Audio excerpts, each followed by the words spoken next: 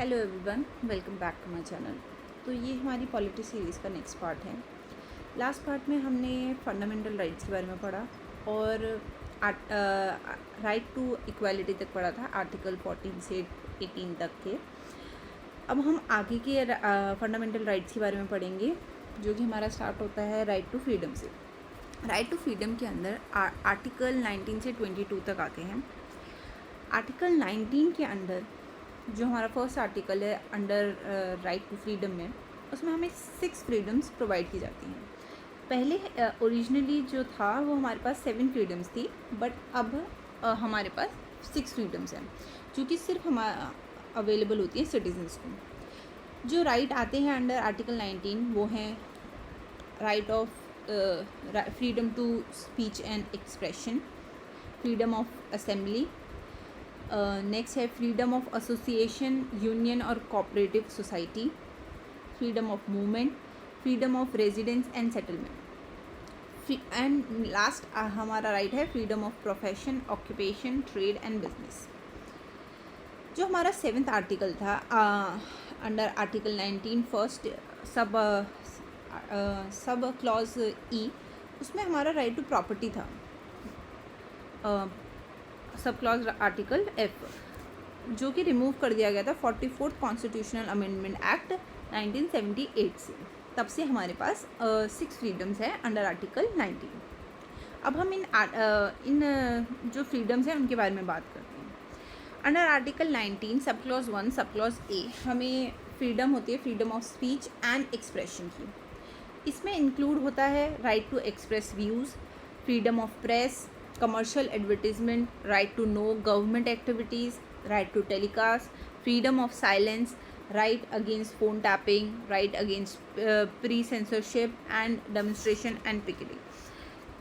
इसके अंदर हमारे पास फ्रीडम है कि हम अपने व्यूज़ को एक्सप्रेस कर सकें, हम गवर्नमेंट क्या कर रही है उनकी एक्टिविटीज़ को जान सकें, हम टेलीकास्ट कर सकें, हमें यहाँ तक कि हमारा फ्रीडम ऑफ साइलेंस भी है इसमें। तो ये जितने भी राइट्स हैं, जितने भी हमारे स्पीच एक्सप्रेशन से रिलेटेड हमारे व्यूज़ हैं, वो सब कुछ इसमें आते हैं। बट इसमें राइट टू स्ट्राइक नहीं आता है। Freedom of speech and expression के अंदर हम राइट टू स्ट्राइक नहीं कर सकते हैं, हम कहीं पे भी अपना स्ट्राइक स्टार्ट नहीं कर सकते हैं जस्ट बिकॉज हमारे पास right to freedom of speech and expression है। अब जो हमारे राइट्स आते हैं ये कुछ रिस्ट्रिक्शंस के साथ आते हैं, जैसे इन पे कुछ रीजनेबल रिस्ट्रिक्शंस हैं जिससे हम इन्हें एक्सप्लॉइट ना कर पाएँ। आर्टिकल 19 सब क्लॉज 2 के अंदर हमारे जितने भी आर्टिकल फ्रीडम्स मिली हैं हमें आर्टिकल 19 सब क्लॉज 1 में, वो रीजनेबल रिस्ट्रिक्शंस उनकी प्रोवाइड करती हैं।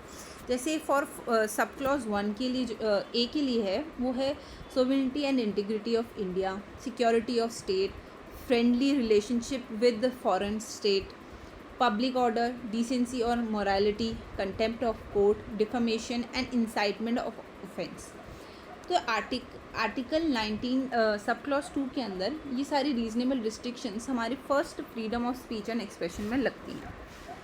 नेक्स्ट जो हमारा सब क्लॉज बी है फ्रीडम ऑफ असेंबली, वो उसके अंडर आता है citizen can hold meeting, demonstration and पोसेशंस।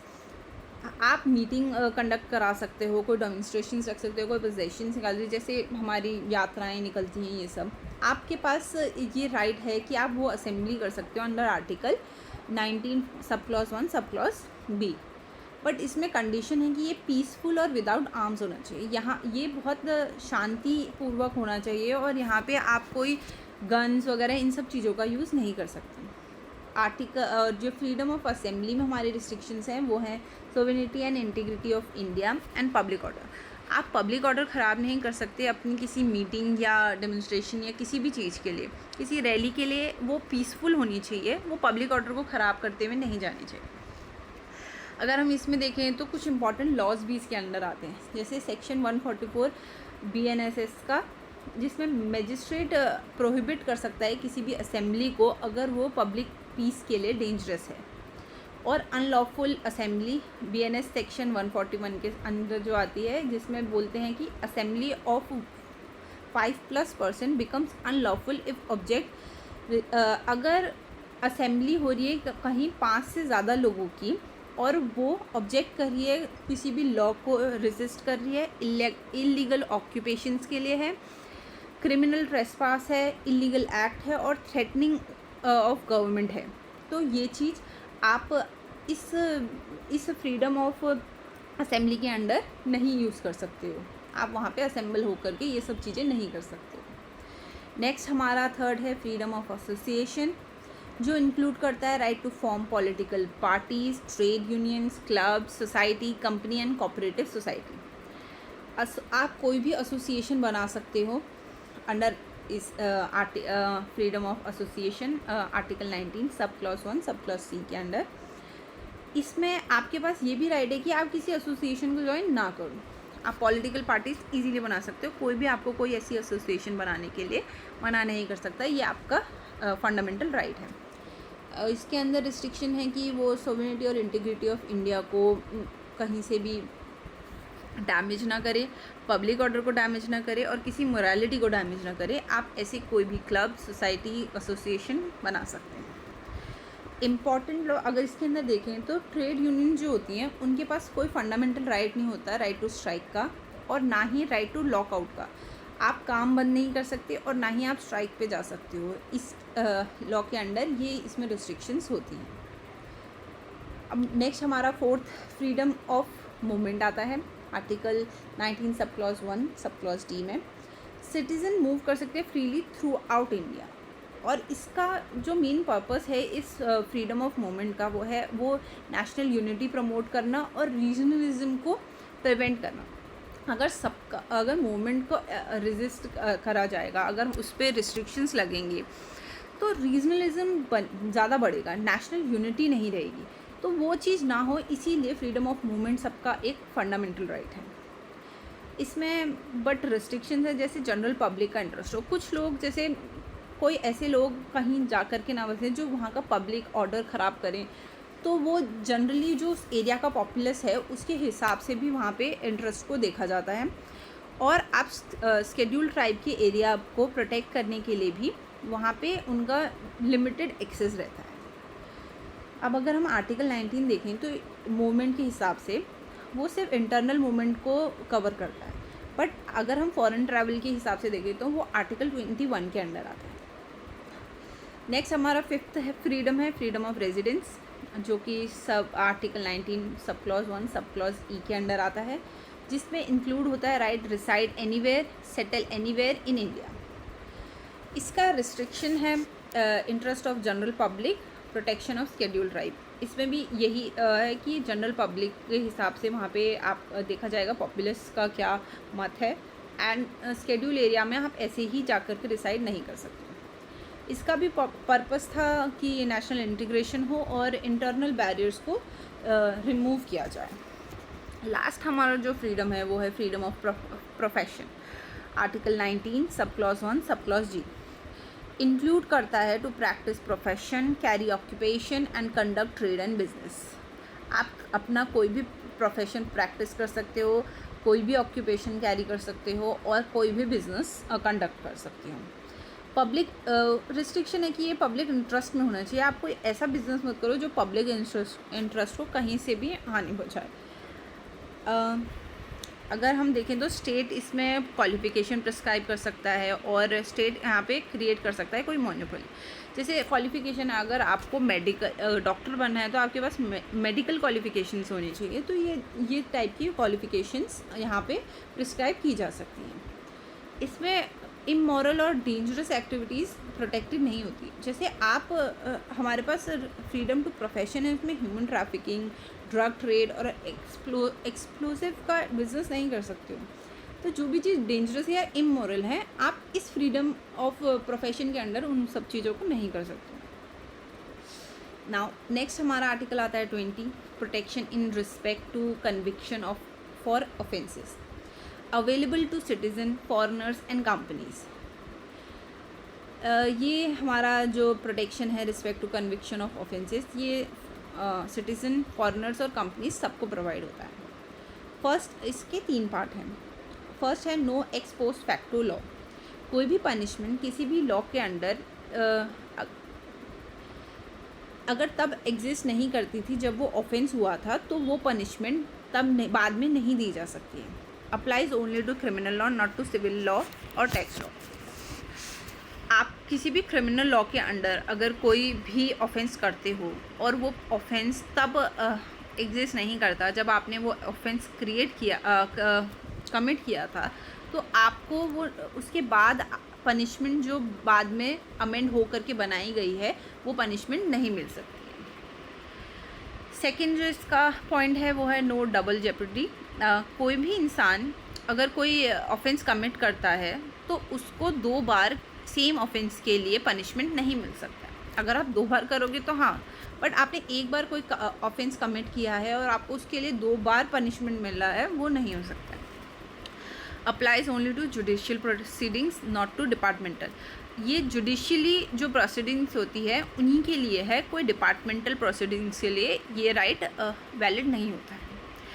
Last जो है नो सेल्फ इनक्रिमिनेशन। आप अपने खिलाफ ही विटनेस बन नहीं सकते हो। इसके अंडर आता है कि आपको कोई भी मजबूर नहीं कर सकता है कि आप खुद के खिलाफ गवाही दो, बट इसमें इंक्लूड नहीं हो सकता अगर आपका वो thumb impression, signature sample, blood sample और बॉडी एग्जामिनेशन उसमें कराना चाहते हैं, तो ये चीज़ सेल्फ इंक्रिमिनेशन करने के लिए मानी नहीं जाती है। ये सब आपको प्रोवाइड कराना होता है। नेक्स्ट हमारा article 21 protection of life and personal liberty. जो हमारा protection of life and personal liberty है उसके अंदर आता है कि किसी भी इंसान को डिप्राइव नहीं किया जा सकता उसके लाइफ और पर्सनल लिबर्टी से, except according to procedure established by law. जो हमारा लॉ है उसके अकॉर्डिंगली भी जो प्रोसीजर है उसके अलावा किसी भी इंसान की पर्सनल लाइफ और मतलब लाइफ और पर्सनल लिबर्टी को आप डिप्राइव नहीं कर सकते। उसके जो राइट्स हैं वो उसको मिलने चाहिए। ये एप्लीकेबल टू सिटीज़न और फॉरेनर सबके लिए। इसमें कुछ केस आए थे, पहले इतना ब्रॉड व्यू नहीं था हमारे आर्टिकल 21 का, बाद में कुछ केसेस के अकॉर्डिंगली इसमें राइट्स इंक्लूड किए गए। तो हमारा जो फर्स्ट केस था जो अंडर आर्टिकल 21 में जिसने कुछ ब्रॉड किया, बट स्टिल AK गोपालन केस जो 1950 का था उसने थोड़ा नैरो इंटरप्रिटेशन किया था। जो प्रोटेक्शन था वो ओनली एग्जीक्यूटिव एक्शंस के अंडर आता है। तो यहाँ पे कोई भी एग्जीक्यूटिव एक्शन है अगर वो आपके लाइफ और पर्सनल लिबर्टी को कहीं से भी डिप्राइव कर रहा है तो आपका आर्टिकल 21 आपको वहीं पे सपोर्ट कर सकता है। इस केस में ये इंटरप्रिटेशन हुआ। But later Menaka Gandhi case हुआ 1978 में, जिसने आर्टिकल 21 को बहुत ज़्यादा ब्रॉडन किया। इसने इंट्रोड्यूस किया fair, just and reasonable procedure और इसने इसको इक्विवेलेंट किया ड्यू प्रोसेस ऑफ लॉ के साथ। तो इसमें जो आर्टिकल डिराइव किए गए हमारे आर्टिकल 21 से, जो उसने ब्रॉडन किया आर्टिकल 21 को, उससे हमारे राइट्स में कुछ इंक्लूजन हुआ कि क्या क्या राइट्स हमारे पास हैं। तो अभी अगर हम देखें तो अराउंड 30 से 40 हमारे राइट डिराइव होते हैं आर्टिकल 21 से। इसके कुछ नाम है जैसे right to live with human dignity, right to livelihood, right to privacy, right to decent environment, right to shelter, right to health, right to sleep, right to free education, right to free legal aid, right to solitary confinement, right to speedy trial, right to travel abroad, right against bonded labor, right against custodial harassment, right to emergency medical aid, right to timely medical treatment in government hospital। इतने कुछ around 35 हमारे ये अभी जो मैंने यहाँ नाम लिखे हैं ये हैं। Right to sleep, right to appropriate life insurance policy, right to sustainable development, right to opportunity, right to freedom from noise pollution. ये सब हमारे आर्टिकल राइट्स ड्राइव होते हैं आर्टिकल 21 से। अगर हम देखें कुछ रिसेंटली हमारे राइट्स ऐड हुए हैं आर्टिकल 21 के अंडर जो कोर्ट की जुरिडिक्शन से आए हैं। जैसे रिसेंटली जून 26 में right to walk on safe footpath. Recently एक केस हुआ था जिसमें एक बच्चा अपने फादर के साथ फुटपाथ पे वॉक करता हुआ अपने स्कूल को जा रहा था एंड उसका एक्सीडेंट हुआ। फुटपाथ पे चलते हुए किसी गाड़ी ने एक्सीडेंट किया एंड वो बच्चे का डेथ हो गया। तो इससे हमारे कोर्ट ने एक राइट और ड्राइव किया कि हमारे पास right to walk on safe footpath है। फुटपाथ पेडिस्ट्रेंस के लिए है, ना कि गाड़ियों के लिए। यहाँ पे ये राइट हमारा इंक्लूड हुआ। उससे पहले भी कुछ राइट इंक्लूड हुए हैं, जैसे राइट टू कम्यूटर सेफ्टी। हमारे रोड की सेफ्टी के लिए ये भी हमारे पास राइट है कि हम सेफली अपने रोड्स में ड्राइव कर सकें, राइड कर सकें। और एक हमारा definitely right to die with dignity. March 26 में right to die with dignity हमारा एक राइट ऐड हुआ। एक्सपेंडेड रिप्रोडक्टिव ऑटोनॉमी फरवरी 26 में हमारा ऐड हुआ कि आप किसी के पास भी राइट है कि वो अपनी रिप्रोडक्टिव ऑटोनॉमी को कैसे उसको डील करना चाहता है।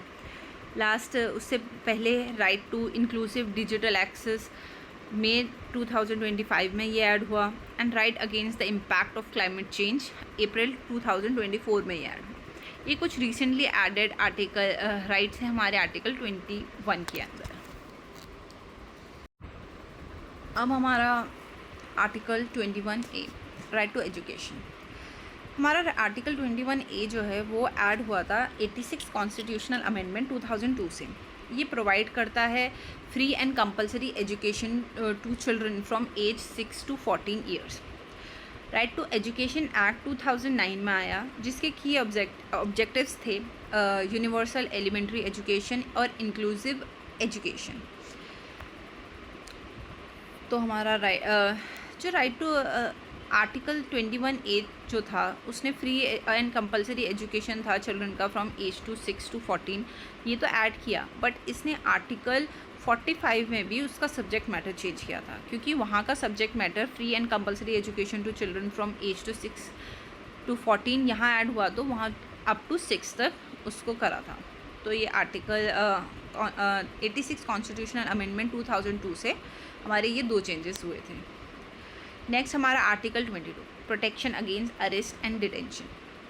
Right of arrested person, no ground of arrest, consult lawyer, produce before magistrate within 24 hour, can not be detained beyond 24 hour without magistrate approval, not available to enemy alien और preventive detention cases. तो ये हमारे article 22 के अंदर कुछ right provide किए जाते हैं अरेस्टेड पर्सन को। तो और अगर प्रिवेंटिव डिटेंशन केसेस में ये नहीं होता और किसी एनिमी एलियन के लिए भी नहीं होता, बस प्यूनिटिव डिटेंशन जो होती हैं उनमें ये अलाउड होता है राइट। अगर हम प्रिवेंटिव और प्यूनिटिव डिटेंशन में डिफरेंस देखें, तो प्रिवेंटिव डिटेंशन उनके लिए होता है जो प्रिवेंट करने के लिए किसी फ्यूचर हार्म और थ्रेट टू पब्लिक ऑर्डर और नेशनल सिक्योरिटी। प्यूनिटिव वो होता है पनिशमेंट, किसी जो कोई पनिश करने के लिए किसी को जो कुछ क्राइम कमिट कर चुका है ऑलरेडी। प्रिवेंटिव में before any crime is committed, और प्यूनिटिव में आफ्टर अ ट्रायल और conviction by a court. Preventive होता है सस्पिशन, इंटेलिजेंस और एप्रीहेंशन के बेसिस पे, और प्यूनिटिव होता है proof of guilt beyond a reasonable doubt. Preventive में no trial required, but punitive में एक फुल फॉर्मल ट्रायल रिक्वायर्ड होता है, जिसके बाद ही उनको पनिशमेंट मिलता है। प्रिवेंटिव में ड्यूरेशन स्ट्रिक्टली लिमिटेड होता है, मैक्स आप 3 मंथ तक किसी को भी प्रिवेंटिव डिटेंशन में रख सकते हो विदाउट अ रिव्यू बोर्ड। उसके अगर 3 मंथ कंप्लीट हो गए हैं उसके बाद आपको रिव्यू बोर्ड का वो पूरा रिकमेंडेशन लगेगा कि इसके बाद भी आपको वो आगे लिमिट को बढ़ाना है। प्यूनिटिव में determined by a specific court, sentence, prison, fine etcetera, जो भी पनिशमेंट है वो एक स्पेसिफिक कोर्ट सेंटेंस करता है। लास्ट है limited rights govern largely by executive discretion and special law. हमारा प्रिवेंटिव डिटेंशन जो है वो उसमें बहुत लिमिटेड राइट्स होते हैं, वो लार्जली एग्जीक्यूटिव डिस्क्रिशन से गवर्न होता है और स्पेशल लॉज होते हैं उसके अंदर। एंड प्यूनिटिव में फुल लीगल राइट्स होते हैं, including the right to legal counsel और राइट टू अपील। आपके पास राइट टू अपील भी होती है, यहाँ प्रिवेंटिव में वो नहीं होती है। अगर हम इम्पॉर्टेंट प्रिवेंटिव डिटेंशन लॉ देखें तो वो कुछ है NSA, UAPA, COFE, ये सारे राइट कुछ लॉज हैं जिसके अंदर हमारे प्रिवेंटिव डिटेंशंस होते हैं। और इसमें आपका अनलॉफुल एक्टिविटीज़ वाला भी आ सकता है, नेशनल सिक्योरिटी एक्ट भी आ सकता है, एंड और भी बहुत सारे लॉज प्रिवेंटिव डिटेंशन में यूज़ होते हैं। नेक्स्ट हमारा अब आता है हमारे राइट टू फ्रीडम के बाद हमारा राइट अगेंस्ट एक्सप्लॉयटेशन आता है, जिसके अंदर 2 आर्टिकल आते हैं, आर्टिकल 23 एंड 24। आर्टिकल 23 हमारा गवर्न करता है prohibition of human trafficking and force labour. Article 23 के अंडर ह्यूमन ट्रैफिकिंग और फोर्स लेबर को प्रोहिबिट किया जाता है, रिस्ट्रिक्ट किया जाता है। ये प्रोहिबिट करता है human trafficking, beggar, bonded labour और फोर्स लेबर को। ये अवेलेबल है बोथ सिटीज़न और नॉन सिटीजन दोनों के लिए। ये apply against state as well as against private person. आप स्टेट के अगेंस्ट भी इसको अप्लाई कर सकते हो। कई स्टेट में भी अगर कुछ ऐसा हो रहा है गवर्नमेंट के अंडर, तो आप वहाँ पे भी ये आर्टिकल 23 यूज़ कर सकते हैं। एंड अगर कोई प्राइवेट पर्सन भी ये कर रहा है तो वहाँ पे भी कर सकते हैं। अगर हम इम्पॉर्टेंट एक्ट्स देखें इसके अंडर जो आए, वो था immoral traffic prevention act 1956, bonded labour system abolition act 1976, minimum wage act 1948। Exception अगर इसमें देखा जाए तो कंपलसरी जो पब्लिक सर्विस है, मिलिट्री सर्विस और सोशल सर्विस, उसमें ये अलाउड है विदाउट डिस्क्रिमिनेशन। अगर आप वहाँ पे भी किसी के साथ डिस्क्रिमिनेट नहीं कर सकते, किसी कास्ट, सेक्स, जेंडर और रीजनल बेसिस पे। नेक्स्ट हमारा आर्टिकल जिसके अंदर आता है वो है prohibition of child labour. Article 24 ये स्टेट करता है कि चिल्ड्रन जो बिलो हैं 14 years can not be employed in factories, mines और हैजार्डियस ऑक्यूपेशन। अंडर 14 के जितने भी बच्चे हैं उनको आप इन फैक्ट्रीज, माइंस और हैजार्डियस ऑक्यूपेशन में एम्प्लॉय नहीं कर सकते हो। इसके अंडर जो इम्पोर्टेंट लॉ हैं वो है child and adolescent labour prohibition and regulation act 1986, जो कि 2016 में अमेंड हुआ था। ये लॉ इसमें गवर्न करता है। इसको यूज़ करके आपका ये राइट है कि आप चाइल्ड लेबर को रोकिए, और कहीं पे भी आपको दिखे कि बच्चे कोई फैक्ट्रीज, माइंस और हैजार्डियस ऑक्यूपेशन में एम्प्लॉयड हैं तो इस लॉ के अंडर उसको आप रोक सकते हैं। नेक्स्ट हमारा राइट आता है right to freedom of religion, जो कि जिसके अंडर आर्टिकल आते हैं आर्टिकल 25 से 28 तक। हमारा आर्टिकल 25 स्टेट करता है all person are equally entitled to freedom of conscience and right to freely profess, practice and propagation of religion. Article 25 state करता है कि हर किसी के पास फ्रीडम है कि वो अपने चॉइस से अपना फ्रीली किसी भी रिलीजन को प्रोफेस करे, प्रैक्टिस करे या प्रोपोगेट करे। इसमें फोर्स रिलीजियस कन्वर्जन इंक्लूड नहीं है। आप अपने लिए फ्रीली प्रैक्टिस कर सकते हैं, आप किसी को फोर्स नहीं कर सकते कि वो कन्वर्ट हो आपके रिलीजन में। ये राइट्स जो हैं वो सब्जेक्ट टू पब्लिक ऑर्डर हैं, मोरालिटी एंड हेल्थ हैं। ये इस राइट में पब्लिक ऑर्डर के अकॉर्डिंगली ये राइट सब्जेक्ट होता है। आर्टिकल 26 के अंडर आता है right of religious denomination, establish institution. जो रिलीजियस डिनोमिनेशन होते हैं, जैसे आप इस्टेब्लिश कर सकते हैं इंस्टीट्यूशन, आप मैनेज कर सकते हो रिलीजियस अफेयर, आप कोई प्रॉपर्टी ओन कर सकते हो, एडमिनिस्टर कर सकते हो प्रॉपर्टी को। अगर हम देखें तो आर्टिकल 25 जो है वो गारंटी करता है राइट्स ऑफ इंडिविजुअल, वाइल 26 जो है वो प्रोटेक्ट करता है कलेक्टिव फ्रीडम ऑफ रिलीजन को। एक फ्रीडम में एक रिलीजन में क्या कलेक्टिव फ्रीडम है, हमारा आर्टिकल 26 उसे प्रोटेक्ट करता है। और आर्टिकल 25 एक इंडिविजुअल के राइट्स को बताता है। एक इंडिविजुअल के पास राइट है कि वो कोई भी रिलीजन प्रैक्टिस कर सकता है, वहीं आर्टिकल 26 प्रोटेक्ट करता है किसी भी कलेक्टिव फ्रीडम ऑफ रिलीजन को।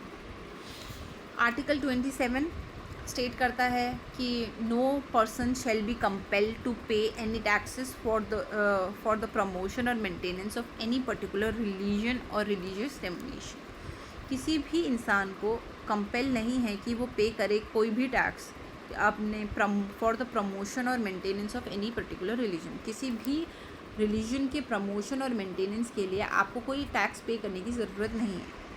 हाँ, यहाँ पे लेवी ऑफ टैक्स प्रोहिबिट है बट कोई फ़ी प्रोहिबिट नहीं है। आप कहीं पे ऐसे टैक्स नहीं लगा सकते हो, बट वहाँ पे फ़ी ली जा सकती है।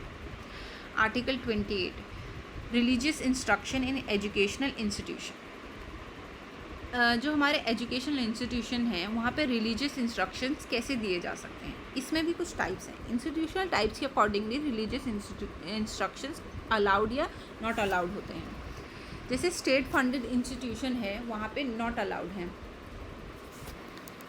और स्टेट एडमिनिस्ट्रेड ट्रस्ट इंस्टीट्यूशन में अलाउड है। स्टेट रिकॉग्नाइज्ड इंस्टीट्यूशन में वॉलंटरी है एंड स्टेट एडेड इंस्टीट्यूशन में वॉलंटरी है। तो ये हमारे 4 टाइप के इंस्टीट्यूशन हैं जहाँ पे अगर स्टेट फंडेड है तो वहाँ पे अलाउड नहीं है रिलीजियस इंस्ट्रक्शंस। अगर वो एडमिनिस्ट्रेड है किसी ट्रस्ट से, स्टेट का एडमिनिस्ट्रेड बट ट्रस्ट के अकॉर्डिंगली, तो वहाँ अलाउड है। और स्टेट ने रिकग्नाइज़ किया है तो वहाँ पे वॉलंटरी है कि वो इंस्टीट्यूशन चलाना चाहता है। और अगर स्टेट एडेड है, स्टेट उसमें कुछ फंड दे रहा है, तब भी वॉलंटरी है। नेक्स्ट हमारा आता है cultural and educational rights. Article 29 और 30 के अंडर हमारे cultural and educational rights describe होते हैं। जैसे कि आर्टिकल 29 स्टेट करता है, any section of citizen residing in any part of India having a distinct language, script और culture of its own shall have the right to conserve them all. Article 29 बोलता है कोई भी सेक्शन ऑफ सिटीज़न हो, अगर वो कहीं रह रहा है और उसके पास एक डिस्टिंक्ट लैंग्वेज है, स्क्रिप्ट है और कल्चर है उसका खुद का, मतलब उस एरिया का, तो उसके पास ये राइट है कि वो उसे कंजर्व करे। आर्टिकल 29 के अंदर हम अपने लैंग्वेज, स्क्रिप्ट और कल्चर को कंजर्व कर सकते हैं। इसमें कोई भी और इसके अंडर ये भी है कि आपको डिनाइल नहीं हो सकता on the ground of religion, race and caste and language. यहाँ पे रिलीजियस माइनॉरिटी इसमें सबसे मेन पॉइंट है कि ये अप्लाई होता है both religious minority and linguistic minority. यहाँ पे रिलीजियस माइनॉरिटी और लिंग्विस्टिक माइनॉरिटी जो है सबके ऊपर ये एप्लीकेबल है। यहाँ पे एनी सेक्शन ऑफ सिटीज़न हमारा डिस्क्राइब किया गया है। जैसे यहाँ पे जैसे ये पॉइंट लिखा है, it not only focuses on minority but majority as well as it uses the term section of the citizen. यहाँ section of the citizen mention हुआ है। यहाँ पे ये नहीं बोला है कि माइनॉरिटीज़ ही कर सकते हैं, मेजॉरिटीज़ नहीं कर सकते हैं, क्योंकि मेजॉरिटीज़ में भी देखा जाए तो लिंग्विस्टिक हर जगह के अलग अलग मेजॉरिटी भी डिवाइडेड है। एक तरीके से कहीं पे कोई लैंग्वेज है, कहीं पे कोई लैंग्वेज है, तो वहाँ की वो लैंग्वेज को डिस्क्राइब करने के लिए भी, कंजर्व करने के लिए भी हमारे पास राइट हैं। ये सिर्फ माइनॉरिटीज़ नहीं, मेजॉरिटीज़ के लिए भी है। आर्टिकल 30 के अंदर आता है right of religious and linguistic minorities. आपके पास राइट है कि आप इस्टेब्लिश करो कोई एजुकेशनल इंस्टीट्यूशन, एडमिनिस्टर करो उस इंस्टीट्यूशन को और रिसीव एड करो किसी भी डिस्क्रिमिनेशन के बिना। आप इस पर्टिकुलर एरिया से आते हो या कास्ट से आते हो या रिलीजन से आते हो तो आपको एड नहीं दे सकते हैं, ऐसा नहीं है। यहाँ पे आपको एड मिल सकता है विदाउट डिस्क्रिमिनेशन। इसमें इंक्लूड होते हैं right to choose governing body, आप स्टाफ अपॉइंट कर सकते हो, कोई भी आप एडमिट कर सकते हो स्टूडेंट्स, और फी स्ट्रक्चर को सेट कर सकते हो और यूज़ कर सकते हो इंस्टीट्यूशनल प्रॉपर्टीज़। हाँ, बल्कि अगर इसमें अगर एक पॉइंट देखा जाए तो right to administer, right to maladminister नहीं हो सकता है। आप एडमिनिस्टर कर सकते हो बट वहाँ पे माल प्रैक्टिसेस नहीं कर सकते हो। स्टेट रेगुलेट कर सकता है एकेडमिक स्टैंडर्ड्स को, डिसिप्लिन को और स्टाफ क्वालिफिकेशन को। स्टेट के पास ये राइट है कि वो ये सब चीज़ें देखे और चेक में रखे कि जो वो एजुकेशनल इंस्टीट्यूशन है वो सही से काम कर रहा है या नहीं कर रहा है, डिसिप्लिन में है या स्टाफ के पास क्वालिफिकेशन है या नहीं है, वो टाइम टू टाइम चेक पे रख सकते हैं। लास्ट हमारा जो आर्टिकल है जो हमारे फंडामेंटल राइट के अंदर आता है वो है राइट टू कॉन्स्टिट्यूशनल रेमेडीज़।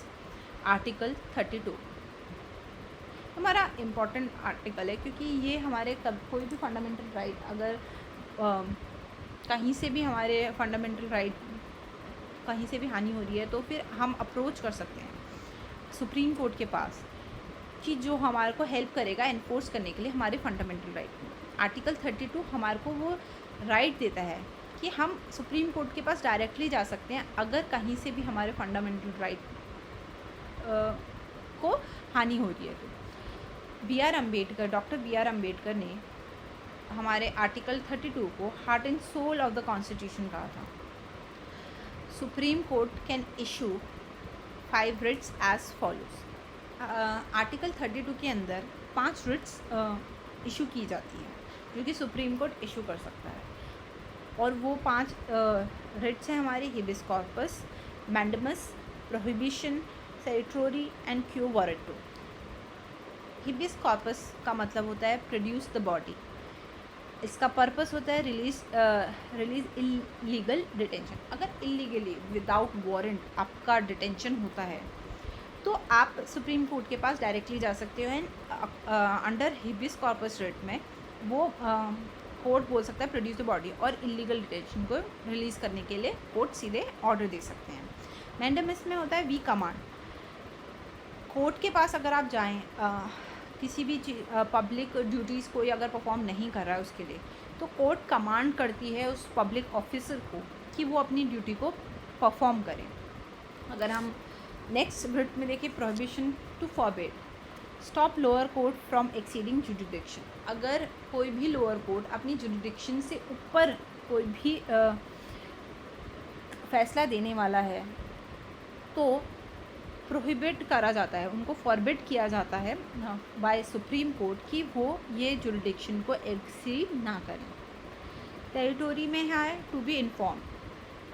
आपका जो अगर लोअर कोर्ट ने कोई ऐसा दे दिया, जैसे प्रोहिबिशन में वो जुरिडिक्शन क्रॉस ना करें उससे पहले ही उनको प्रोहिबिट कर दे रहे हैं, बट टेरिटोरी में आपका उस लोअर कोर्ट ने अगर कोई ऑर्डर ऐसा निकाल दिया है तो उसे क्वाश कर दे रहे हैं, उसको ख़त्म कर दे रहे हैं। And quo warranto by what authority check legality of the public office. अगर कोई पब्लिक ऑफिस कोई भी चीज़ करने लग गया है, कुछ मतलब जो मोरली उनका कहीं पे है ही नहीं पॉइंट, वो अपनी जुरिडिक्शन अपने एरिया ऑफ एक्सपर्टीज़ को क्रॉस कर रहे हैं, तो इस रिट के अंडर उनके इस लीगैलिटी को चेक किया जा सकता है और उनसे पूछा जा सकता है कि आप किस अथॉरिटी से ये कर रहे हैं। तो ये हमारे आर्टिकल 32 के अंदर जो रिट्स आती हैं ये वो हैं। अब हमारा आर्टिकल 32 एंड आर्टिकल 226 है। आर्टिकल 32 के अंडर हम डायरेक्टली सुप्रीम कोर्ट के पास जाते हैं, बट 226 के में हम जाते हैं हाई कोर्ट के पास। बट इसमें भी फ़र्क है, जैसे यहाँ पे अब हम इसका डिफरेंस पढ़ते हैं। आर्टिकल 32 में जैसे कोर्ट है सुप्रीम कोर्ट, एंड 226 में है हाई कोर्ट। अगर हम नेचर देखें तो हमारे फंडामेंटल राइट्स को अगर कहीं से भी कोई अगर फंडामेंटल राइट्स को हनन होता है तो हम सुप्रीम कोर्ट के पास जा रहे हैं, पर कोई कॉन्स्टिट्यूशनल राइट है हमारा तो हम तब हाई कोर्ट्स के पास जाते हैं। पर्पस अगर देखें 32 में तो वो सिर्फ फंडामेंटल राइट्स हैं, और अगर आर्टिकल 226 में देखें तो फंडामेंटल और लीगल राइट्स दोनों के लिए हम जा सकते हैं। जुरिडिक्शन अगर आर्टिकल 32 की देखें तो इंडिया वाइड पूरा नेशन वाइड होता है, इंडिया में पूरा का पूरा कहीं पे भी थ्रू आउट इंडिया आप आर्टिकल 32 के अकॉर्डिंगली कर सकते हैं, बट हाई कोर्ट में उसका टेरिटोरियल होता है। अगर तमिलनाडु का हाई कोर्ट है तो वो तमिलनाडु के स्टेट में ही उसका जुरिडिक्शन चलेगा। डिस्क्रिशन अगर देखें तो ये मैंडेटरी है, ये डिस्क्रिशनरी। नेक्स्ट हमारा आर्टिकल आता है आर्टिकल 33। पार्लियामेंट के पास ये राइट है। हमारा आर्म्ड फोर्सेस और फंडामेंटल राइट्स में अगर हम देखें, क्यों हमारे जो आर्म्ड फोर्सेस हैं उनके पास पूरे फंडामेंटल राइट्स नहीं हैं। पार्लियामेंट रिस्ट्रिक्ट कर सकता है fundamental right arm forces, police forces, paramilitary forces and intelligence agencies का। पर्पस इस आर्टिकल का ये है, आर्टिकल 33 हमारे लिए क्यों लाया गया, क्योंकि हमारे आर्म फोर्सेस और जितनी भी बाकी फोर्सेस हैं उनमें डिसिप्लिन और एफिशिएंट डिस्चार्ज ऑफ ड्यूटीज़, अगर आप फंडामेंटल राइट्स के अकॉर्डिंगली देखेंगे तो वहाँ पे आपसे काम करा रहे हैं, आपको सोने के लिए कम टाइम मिल रहा है, ये सब।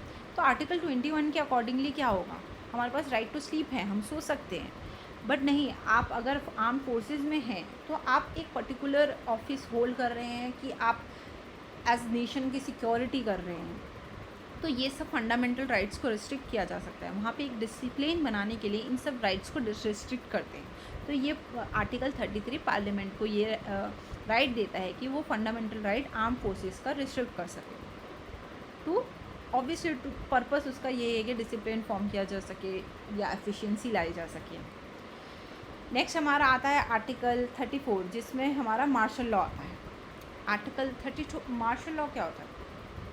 34 के अंडर मार्शल लॉ यानी कि मिलिट्री रूल, जैसे हमारा सिविल एडमिनिस्ट्रेशन अगर टेम्परेरी रिप्लेस किया जाए मिलिट्री अथॉरिटीज़ के द्वारा, यूजुअली ये तब किया जा सकता है अगर कोई वॉर सिचुएशन हो, इन्वेजन हो, रिबिलियन हो, राइट हो और वॉलेंट रेजिस्टेंस टू लॉ हो।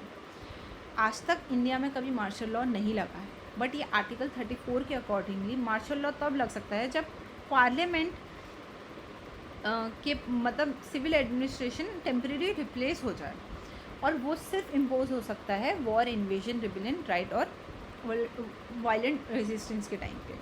मिलिट्री तभी आ सकती है, जो आज तक कभी आई नहीं है।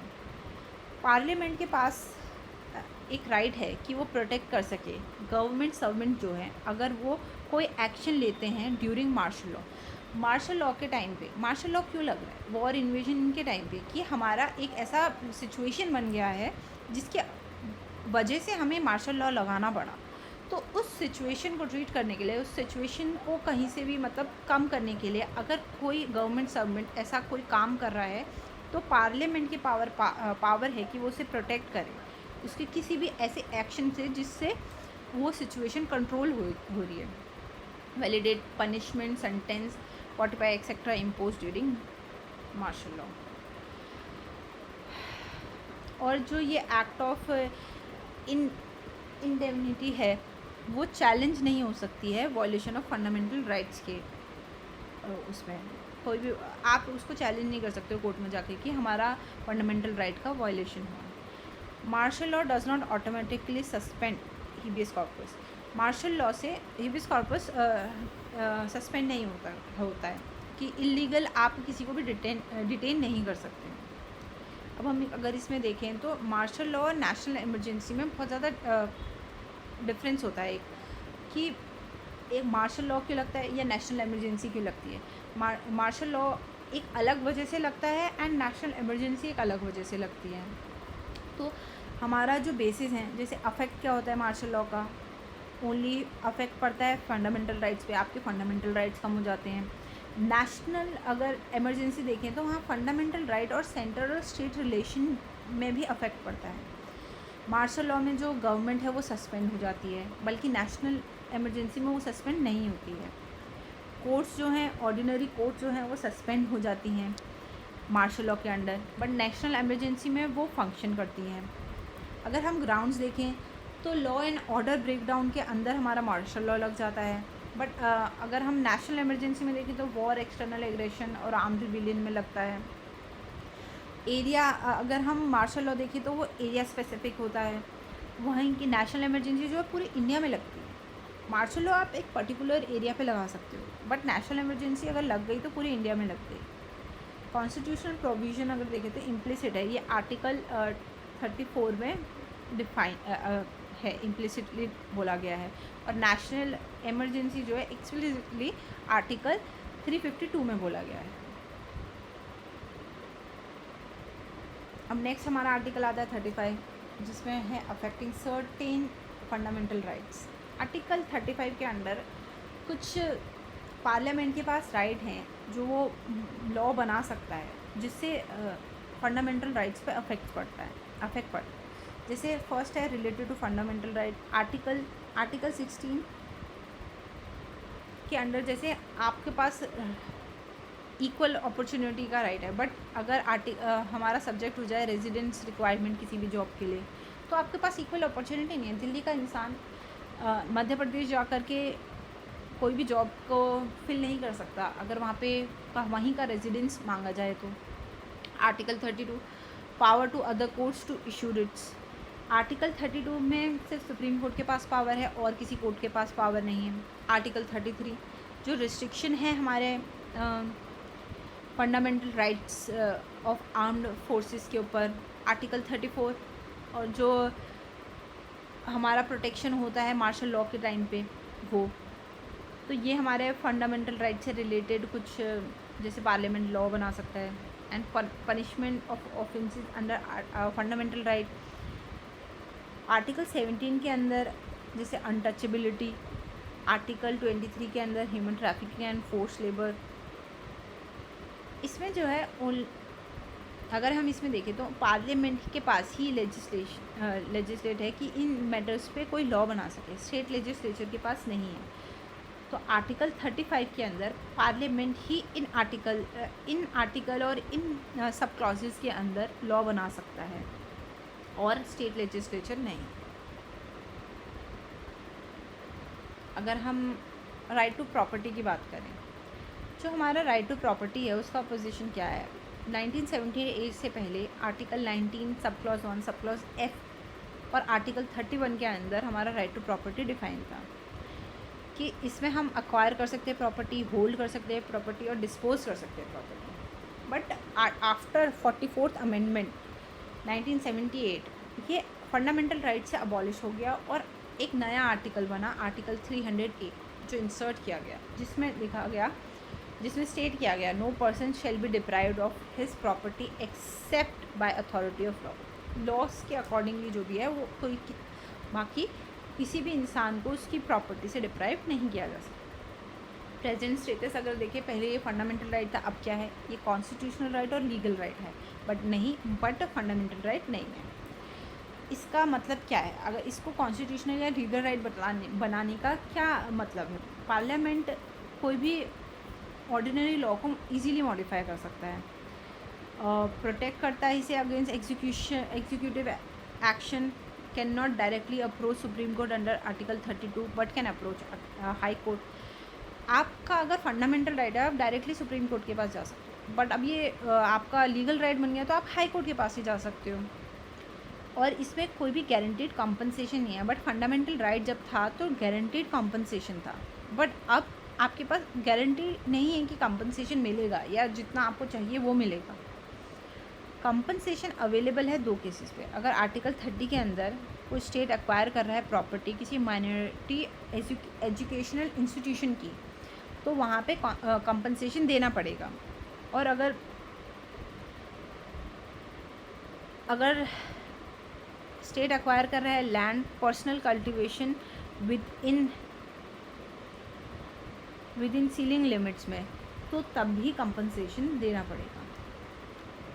Exception of fundamental rights. अब हमारे इतने फंडामेंटल राइट्स हैं, तो हमारे फंडामेंटल राइट्स में भी कुछ एक्सेप्शंस हैं। कहीं पे जो फंडामेंटल राइट्स को वायलेट हो रहे हैं या वहाँ पे उनके ऊपर जो रिस्ट्रिक्शन है, लिमिटेशंस हैं। जैसे आर्टिकल 31A के अंदर प्रोटेक्ट करता है law related to acquisition of estate, management of property by state, amalgamation of corporation, right of director and share holder and mining leases. ये प्रोटेक्ट करता है आर्टिकल 14 और 19 के अंदर। जैसे जो हमारे राइट्स हैं आर्टिकल 31A के अंदर ये सब चीज़ें हैं और हम इनको कोर्ट में अपोज नहीं कर सकते हमारे आर्टिकल 14 और 19 के अंडर। ये हमारे आर्टिकल 14 और 19 के अंदर हमारे फंडामेंटल राइट्स को वायलेट कर रहे हैं ये, क्योंकि ये ऑलरेडी आर्टिकल 31A के अंदर आ रहे हैं। तो इनमें कोई भी काम होगा तो वो हम 14 और 19 के अंदर उन्हें कोर्ट में उनके खिलाफ़ नहीं जा सकते। अगर हम आर्टिकल 39(1)(b) के बारे में देखें तो जो हमारा 9th शेड्यूल है, जो उसको चैलेंज नहीं किया जा सकता for violating fundamental right. 9th schedule में अगर कोई भी लॉ डल गया है तो उसको आप चैलेंज नहीं कर सकते। ये क्रिएट किया गया था फर्स्ट कॉन्स्टिट्यूशनल अमेंडमेंट से 1951 में। आफ्टर 24 अप्रैल 1973 केशवानंद भारती केस के बाद कि जितने भी उसके बाद कोई भी अगर लॉ 9th शेड्यूल में डला है तो वो ओपन हो गया जुडिशियल रिव्यू के लिए। आफ्टर 2009 का जो हमारा केस था और 2007 का जो हमारा केस था IR कोहली केस में, सुप्रीम कोर्ट ने जुडिशियल रिव्यू को बेसिस स्ट्रक्चर माना। तो जो भी लॉ आफ्टर 24 अप्रैल 1973 के बाद ऐड हुए हैं वो रिव्यू हो सकते हैं अगर वो वायलेट करते हैं आर्टिकल 14, 15, 19, 21 या फिर बेसिक स्ट्रक्चर ऑफ कॉन्स्टिट्यूशन को कहीं से भी अगर वो वायलेट कर रहे हैं तो उनको जुडिशियल रिव्यू के लिए डाल सकता है। बट उससे इनिशियली, उससे पहले क्या था, 2007 से पहले अगर कोई लॉ बना और उसे सीधे 9th शेड्यूल में डाल दिया गया तो वो जुडिशियल रिव्यू के लिए कभी जा ही नहीं सकता। बट आफ्टर 2007 ये हो गया।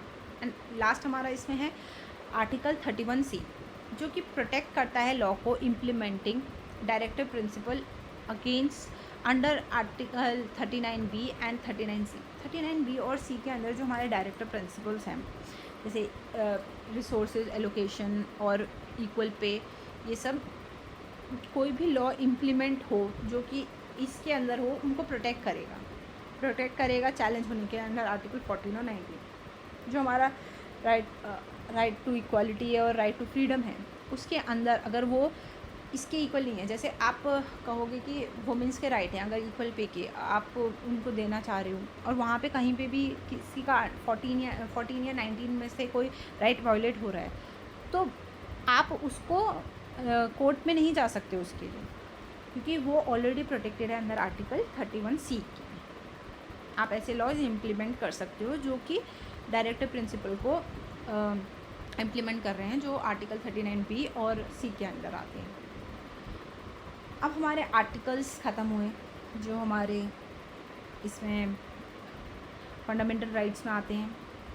अब कुछ क्रिटिसिज्म है हमारे फंडामेंटल राइट्स के, हम उनके बारे में पढ़ते हैं।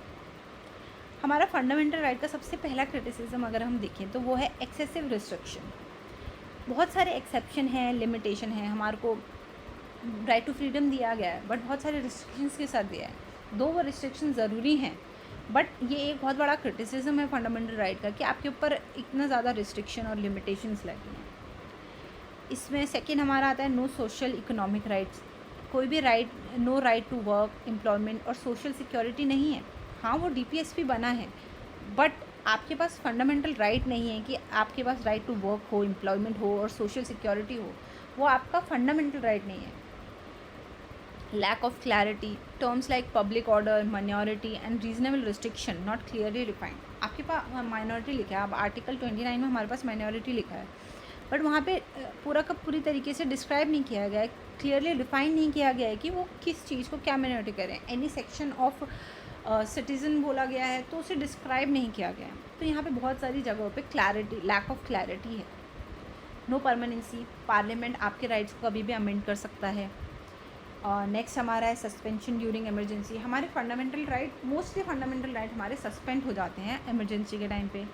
एक्सपेंसिव रेमेडीज़, हमारा जो कोर्ट है वो बहुत ज़्यादा कॉस्टली है। अगर हम जैसे हम कोर्ट को अप्रोच कर रहे हैं तो एक लॉयर करना पड़ेगा, फिर लॉयर की फ़ीस होगी। कोई भी लॉयर आपका 10-20 रुपये में नहीं होते हैं, हर हेयरिंग का उसका कॉस्ट होता है। तो वो कोर्ट का अगर जो प्रोसेस है वो बहुत कॉस्टली हो जाता है किसी भी एक नॉर्मल मिडिल क्लास आदमी के लिए भी। तो आप लोअर क्लास के लिए तो दूर की बात है, मिडिल क्लास के लिए भी वो एक्सपेंसिव है। नेक्स्ट हमारा है प्रिवेंटिव डिटेंशन। आर्टिकल 22 में जैसे हमने देखा जो एंटी लिबर्टी है, प्रिवेंटिव डिटेंशन में उसके पास कोई राइट्स नहीं है, वो अपील नहीं कर सकता। तो ये भी एक क्रिटिसिज्म है। नो कंसिस्टेंट फिलॉसफी, क्रिटिक्स से fundamental right lack a uniform philosophical base. हमारा जो फंडामेंटल राइट है वो एक यूनिफॉर्म फिलोसफिकल बेस को लैक करता है। अब ये हमारे क्रिटिसिज्म हो गए। अब हम बात करते हैं सिग्निफिकेंस ऑफ फंडामेंटल राइट की। फंडामेंटल राइट का मेन सिग्निफिकेंस क्या है? फर्स्ट, ये फाउंडेशन है डेमोक्रेसी का। आप सबको इक्वल राइट्स दे रहे हैं। पूरा सिटीज़न ऑफ इंडिया, मतलब जितने भी सिटीजन्स हैं उनके पास सेम राइट हैं विदाउट एनी डिस्क्रिमिनेशन। तो ये डेमोक्रेसी का एक फाउंडेशन है। प्रोटेक्ट करता है मटेरियल और मोरल इंटरेस्ट को, सेफगार्ड करता है इंडिविजुअल लिबर्टी को, इंश्योर करता है रूल ऑफ लॉ को, प्रोटेक्ट करता है माइनॉरिटी एंड वीकर सेक्शन को, राइट्स देता है जिससे वो माइनॉरिटी और वीकर सेक्शन भी आगे बढ़ सकें, स्ट्रेंथ करता है सेक्युलरिज्म को, चेक करता है गवर्नमेंट पावर को, प्रमोट करता है सोशल इक्वालिटी एंड जस्टिस को, इंश्योर करता है डिग्निटी ऑफ इंडिविजुअल को, प्रमोट करता है पॉलिटिकल पार्टिसिपेशन को। तो ये हमारे सिग्निफिकेंस हैं। अब हमारे कुछ राइट पार्ट 3 के बाहर भी आते हैं जो हमारे कॉन्स्टिट्यूशन और लीगल राइट्स हैं। फंडामेंटल राइट्स नहीं हैं बट हमारे लीगल राइट्स हैं। तो आर्टिकल 265 हमारा आता है पार्ट 12 के अंदर, जिसमें टैक्स विदाउट अथॉरिटी ऑफ, कोई भी आपको टैक्स देने की ज़रूरत नहीं है without authority of law. Article 300A part 12 में right to property, article 301 part 13 freedom of trade, commerce and inter. तो ये हमारे कुछ राइट पार्ट 3 के बाहर आते हैं। तो ये हमारा फंडामेंटल राइट पे जो वीडियो था वो कंप्लीट होता है। अब नेक्स्ट पार्ट में हम DPSP को लेंगे। Thank you so much.